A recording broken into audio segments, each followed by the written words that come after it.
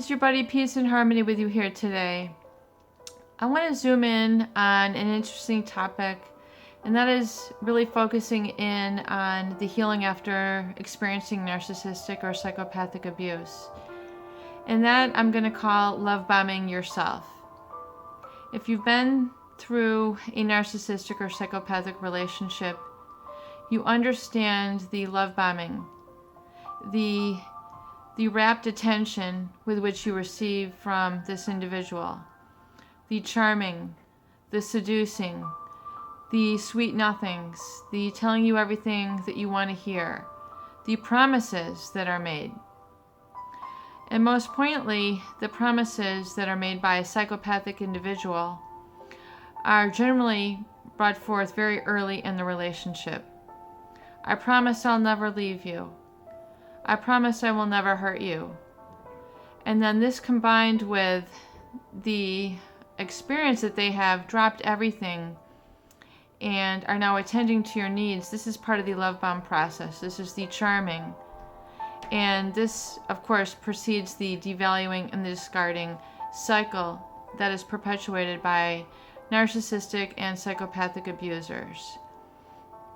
And it is often this devaluing and discarding which creates the anxiety, the depression, the illness, the post-traumatic stress syndrome, and the complex PTSD, where one is suffering health issues, psychological crippling anxiety, feeling of not being able to live life, feeling like they can't go on without this person, feeling a sense of addiction or withdrawal to this person, and this love bombing experience of dopamine that they had increased in such a rush in their relationship, oftentimes early in the relationship, where this charming and this telling you of lies, that they would be there for you, that they would have a family with you, that they would go into business with you,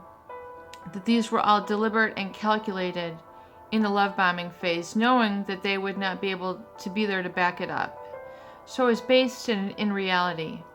It was based in essentially an altered reality, or what a lot of people term a psychotic experience, where one is very disingenuine, it is fake, and it is ego-based.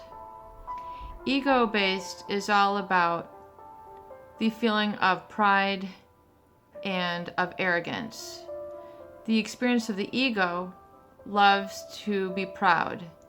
The ego loves to be arrogant. The ego loves to accumulate flattery and superficial charm.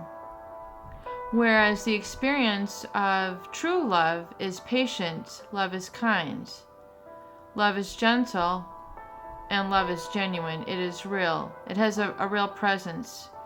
And it's a very rare experience, I would say. More and more in life nowadays, with the information age that we find ourselves in. I don't know if there was more love in older environments or cultures or civilizations. I don't know if there's a growing increase of disharmony, conflict, and psychopathic or controlling individuals, organizations, etc. But I do know that love is real and love does prevail. And it is oftentimes the polarity of feeling lack of love at the hands of a psychopathic abuser that is so insidious, that is so brainwashing. It really causes one to devalue self and devalue life.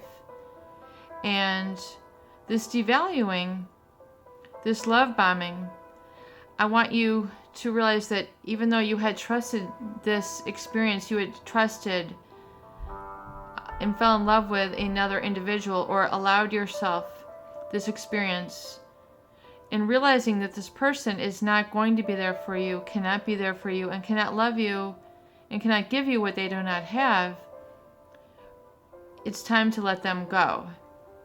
And instead, Love bomb yourself. Be there for yourself. Value yourself. Make a commitment and a promise to yourself that you will never allow yourself to be at the hands of an abuser again. Make a commitment to trust in yourself and find genuine care and concern and compassion in yourself, in that experience of love, which is an emotional, in a heart center, which has the most electrical energy in someone's body, is their heart center. And allow yourself to open up your heart to yourself and make a commitment that you will be there for yourself through thick and thin, through good and bad, through experience of evil, and through experience of the profound and the magical and the miraculous. And allow yourself to be in touch with that heart center constantly, consistently. Make it part of your routine to be in touch with your heart. If you've been in touch with others who were heartless, who were cold, who were callous, who injured you, who injured your heart, I have a lot of viewers who tell me that. Realize that you can mend a heart by being there in a heart-centered basis for yourself and giving yourself the emotional validation that you have internal love, that you experience love within, and that as you allow yourself to experience this love within, which is this feeling of peace, of harmony, of abundance, of genuine gratitude, and gratitude for life as you know it and as you feel it, as you're in touch with that gratitude, allow yourself to open your eyes and have gratitude for your feet, for your legs, for your arms, for your torso, for your entire being. And if you can experience that gratitude and at least list 10 things with which you can have gratitude about, that you are personally. I have gratitude for my 2 feet. I have gratitude for my hands. I have gratitude for my heart. I have gratitude for my lungs. I have gratitude for my ears. I have gratitude for my eyes. I have gratitude for... Fill that space in. I have gratitude for personal space. I have gratitude for a private life. And I have gratitude for this, and it is from this that I will spill over into life. And that is the center with which I'm going to connect with life. And if you can do that and call on that and make this an active, proactive part of your day, no matter how insignificant, if you're living in that gratitude, you're going to become gratitude and you're going to become healed. You're going to love bomb yourself. You're going to experience the love. You're going to experience the divine. You're going to experience that with which you are meant to have and be and become, and that is your greatest version. That is experiencing the love and divine within yourself, which is yourself. It is the narcissist or psychopathic which has tried to make you less than what you are, which is love and nature's indescribable. So when giving yourself that gratitude, enlisting 10 things with which you can have gratitude for on a daily basis will help open up that heart center to yourself. You don't have to open it up to another if you're not ready.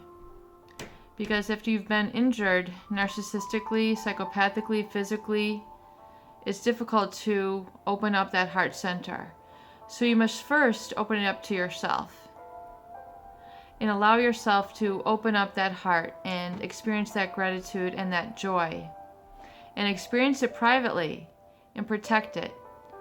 And keep a boundary, keep a ribbon on it, knowing that you yourself are present when you open up this heart. You're not living in the past, you're not living in the future, you're experiencing the love in the present.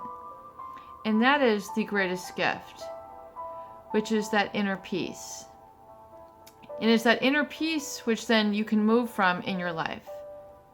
You can move into your relationships with that inner peace. You can move into your work with that inner peace. You can produce your food with that inner peace. You can connect with others with having that as your foundation. And it is these boundaries which are important for you to find, feel, and create and enforce without guilt, enforce without shame, and enforce without fear. Because hitherto, if you had been made fearful of being alive, fearful of having a heart, you would perhaps shut it out and created an anxiety. And if you find yourselves pushing away the toxic others in your life, it is what is meant to be. Because those people who are violators and perpetrators, and who don't respect and see you for the wonderful person that you are, or even worse, if they are jealous that they can't be in your presence because they see that you have a presence with which is genuine and it's something that they can't resonate with, realize that you have to let them go. You cannot cause them or force them to be in a relationship with you. If they're living in denial and disrespect of you, then you have to let them go. And that this is okay. It's very difficult for people to let others go, especially I would say the first person who they need to let go who is not right for them, especially if they have over-idealized this person. In fact, oftentimes we have to let go those people who we have loved first in our life, which might be our parent figures, our mother and father. Learning to let go of some of the most significant people can be a challenge, but yet if you call upon your higher power, that which you can call Jesus, that which you can call upon time and time again, or that which you can call your higher self, the divine presence, whatever you want to put a name to it, my higher self, my creative self, the great creator, the great counselor. Realize that however you name it, create a personal acknowledgement and a validation.